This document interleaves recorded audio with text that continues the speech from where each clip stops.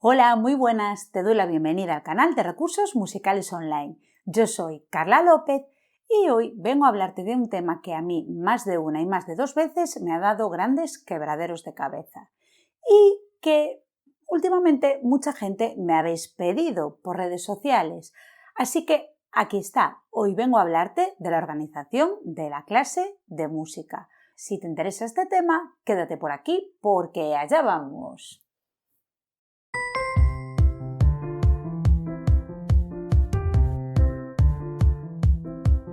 El diseño de una clase es algo que puede llegar a generar una gran preocupación, sobre todo si no estableces una estructura clara con la que moverte con una cierta libertad y fluidez. Típica situación, te encuentras con que de repente tienes que organizar y programar clases para todo un trimestre o para todo un mes con carácter semanal y de repente cuando te das cuenta, te pilla el toro y prácticamente estás organizando lo que vas a hacer para el día siguiente en el día o el día anterior. Pues bien, es muy típico que suceda eso, porque muchas veces son tantas las cosas que queremos abarcar, que queremos hacer, tantas las músicas que queremos utilizar, las canciones, que es bastante natural que llegado un momento hagamos una especie de cajón desastre con todo lo que tenemos en mente y cuando llega el día pues empezamos a sacar ideas y a desarrollarlas un poco a salto de mata.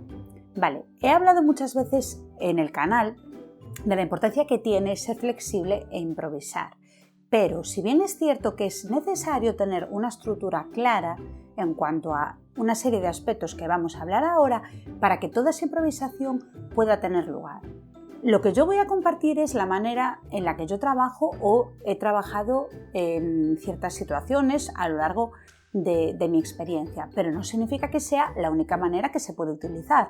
Cada persona tiene su librillo, es algo que yo digo muy a menudo. Entonces, si te sirve lo que te voy a contar, pues estupendo, y si no, pues puedes buscar tu manera. Así que vamos a ver un poco algunas pautas que a mí me parece que pueden ser positivas a la hora de poder organizar tu clase de música. Vamos allá. El espacio. Lo que yo te recomiendo es que en la medida de lo posible trabajes en un espacio diáfano, espacioso y sobre todo sin distracciones. Algunas veces esto no es posible, o bien porque el espacio ya te viene de serie con unas ciertas características, o bien porque ese espacio no es el aula en la que habitualmente sueles trabajar. No pasa nada, en este caso hay maneras para poder organizarte y que puedas hacer tuyo cualquier espacio en el que tengas que trabajar.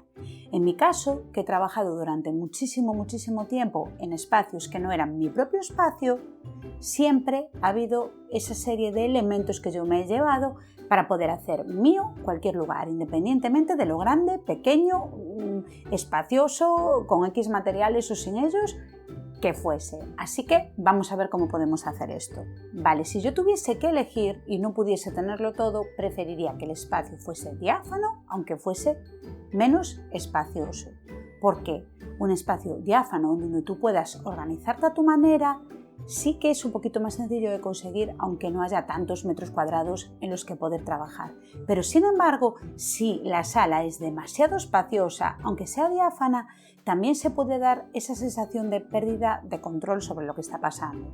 Por ejemplo, si tienes que dar un taller o una clase en un gimnasio, probablemente la pérdida de control sea mayor, porque sobre todo si el grupo con el que tienes que trabajar es demasiado numeroso, puedes perderlos en cualquier rincón. A mí me ha sucedido el hecho de estar dando talleres en gimnasios o en espacios similares demasiado grandes. Al final parecía aquello más pues, una búsqueda del tesoro o un escondite que una sesión de música. Así que en relación al espacio, intenta hacerlo tuyo con elementos que te ayuden a delimitar el espacio de trabajo. Por ejemplo, utiliza una manta o una alfombra para delimitar el espacio en donde se va a producir la acción. Esto te ayudará, por un lado, a centrar el espacio y a fijar la atención sobre el espacio en el que se va a producir la acción y por otro también te ayudará a ti a tener bajo control a todas las personas que están participando. Delimitar bien el espacio te dará seguridad a ti, pero también a las personas que participan. Los materiales. Trata de tenerlos organizados y ofrecerlos de tal manera que puedas presentarlos con un cierto orden. La gestión de los materiales está muy relacionada con la gestión y la propuesta de las consignas. Por ejemplo, si tú tienes pensado proponer el juego de las estatuas, que no sé si lo conoces, pero es un juego en donde todo el mundo se mueve al ritmo de la música y cuando la música para nos convertimos en estatuas, suponte que quieres ofrecer elementos musicales y no musicales para poder crear un juego de las estatuas, pero en el contexto de un museo, ¿vale? Esas estatuas que cobran vida utilizan los objetos para crear obras de arte, ¿vale? Entonces, mientras suena la música, las propias estatuas, las propias obras del museo se van reconstruyendo a sí mismas, ¿vale? Puede ser una variante. Las obras se van reconstruyendo a sí mismas y cuando para la música nos paramos todos. Pues bien, si tú ofreces los elementos antes de explicar toda la historia del museo y de que somos estatuas y obras y estatuas que nos vamos reconstruyendo nosotras mismas sobre la marcha, va a ser muy difícil que los peques te presten atención, dado que una vez que tú has entregado el elemento, toda la atención está centrada en eso, en ese elemento. Entonces resultará mucho más difícil que te presten atención para que tú puedas explicar en qué consiste la actividad. Por lo tanto, si vas a dar consignas, tienes que procurar explicarlas antes de dar los materiales. Una vez que los materiales aparecen, toda la atención se focaliza sobre ellos y es muy difícil que después puedas dar una explicación a la que presten atención. Entonces, elige las consignas que vas a dar, tenlas claras y siempre procura dar la explicación antes de que los elementos clave, los materiales clave, salgan a jugar. Como una variante dentro de este juego de las estatuas que se reconstruyen a sí mismas, también puedes, por ejemplo, proponer que algunos peques sean artistas y otros las estatuas. Entonces, al ritmo de la música o de una canción, no tiene por qué ser música enlatada, los peques van construyendo la obra y cuando para la música, chacachá, esa obra se convierte en una estatua inmóvil.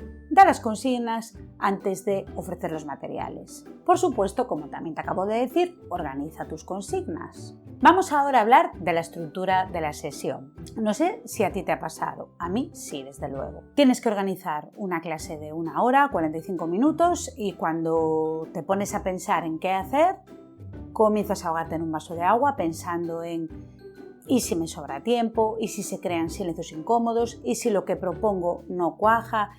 ¿Y si a alguien no le parece bien? ¿Y si preparo un montón de actividades y acabo con ello en 10 minutos? ¿Qué hago el resto de la hora?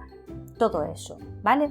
Para evitar toda esa inquietud sobre la gestión de la sesión, es muy importante observar la sesión como un conjunto de fragmentos de sesión. No visualices el tiempo como un entero, porque si no, es muy sencillo que empieces a programar un montón de actividades que al final te sobre el tiempo y que estés más pendiente de ocupar el tiempo que de disfrutar y de que las cosas fluyan de una manera un poquito más orgánica. Entonces, lo que te propongo es dividir el tiempo de tu clase en 3 o 4 partes diferenciadas. En vez de ver la clase como un todo, dividirla en tramos te ayudará a establecer una estructura segura, tanto para ti como para tus peques. Puedes estructurar la sesión en 3 o 4 partes. Vale, vamos a pensar que la clase dura en torno a 45 minutos, ¿vale?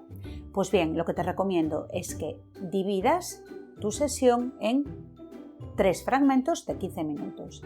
En el primer fragmento de 15 minutos vas a dedicarte a la llegada, a la fase de llegada. En la primera parte lo que te recomiendo es que rompas el hielo con una dinámica, como tú quieras. Puedes poner música, puedes invitar a que las personas se vayan incorporando al espacio, abrir el cofre de instrumentos, proponer un juego como de calentamiento, como para ir rompiendo el hielo, para que no llegue de sopetón. Poco a poco, con alguna dinámica, una dinámica de ritmo, de melodía, de movimiento, vayas rompiendo el hielo para lo que es la fase inicial. Después de romper el hielo y cuando ya todas las personas participantes se sienten dentro de la clase de música, porque ya han estado realizando una dinámica que los va conectando poco a poco con la herramienta musical, puedes hacer una canción de bienvenida. En esa canción de bienvenida puedes nombrar o saludar a todos los peques o simplemente puede ser una canción donde decimos hola.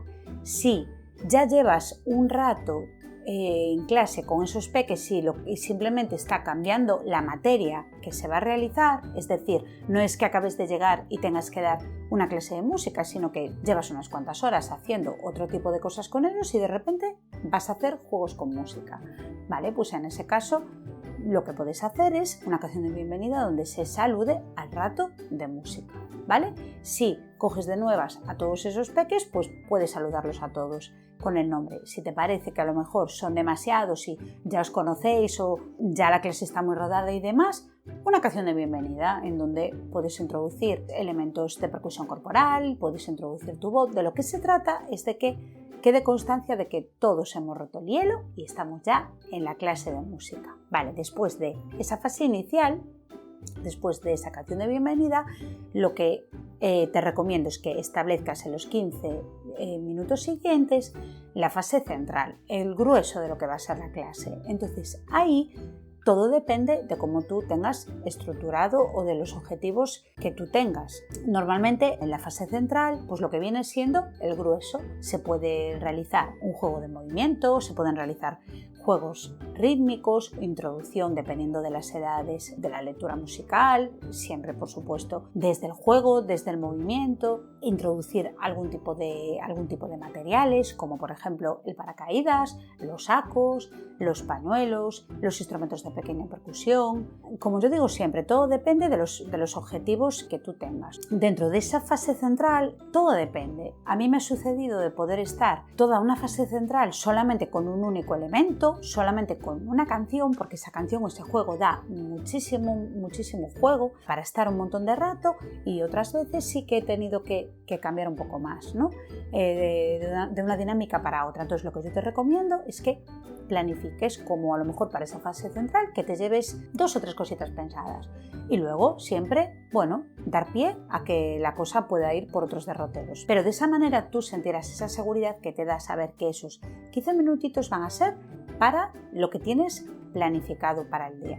Los 15 minutos finales yo los dejaría para proponer una dinámica que sea más de final de sesión. En esta fase final nos vamos un poco hacia actividades que ya van llamando hacia el final, tal vez de un ritmo un poco más pausado o otro tipo de dinámicas para ir terminando, pero no significa que los peques tengan que relajarse.